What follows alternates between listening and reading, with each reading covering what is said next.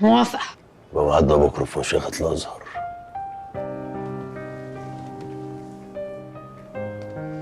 نكتب الكتاب، نحل الجواب، متنسيش تبقي تجيبي حاجتك عشان هنرجع من المشيخة على السيدة زينب، وبيتك هيبقى هناك عروسة. لا طبعا مش موافقة، أنا مش هسكن في السيدة زينب.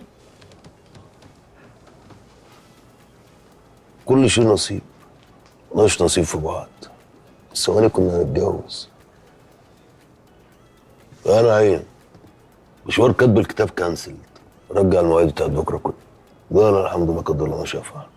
مش من نصيبنا قوي، مش من نصيبنا الحمد لله. شوري، وكنت بتكلم مين اصلا؟ هو مين يعرف ان احنا كنا هنتجوز بكره؟ انت بتستغل الظروف عشان انا محتاجه الفلوس عشان اخرج بابايا، صح؟ طب انا بقى موافقه وهسكن في السيده. قسما بالله قلبي قال لي انك هتوافقي، كنت متاكد انك هتوافقي. في حاجه كمان. ايه تاني؟ انا متجوز. ايه؟ انا مستحيل ابقى زوجه تانية، انت بتهزر؟ تانية ايه؟ لا انت الرابعه، بس انا متجوز 3. يا نهارك اسود، انا مستحيل اوافق على حاجه زي كده، وانت اصلا ازاي تتجوز 3؟ البركه فيكي بقى، الست الذكيه تفكر ازاي تملى عين جوزها عشان يطلع لها ال3.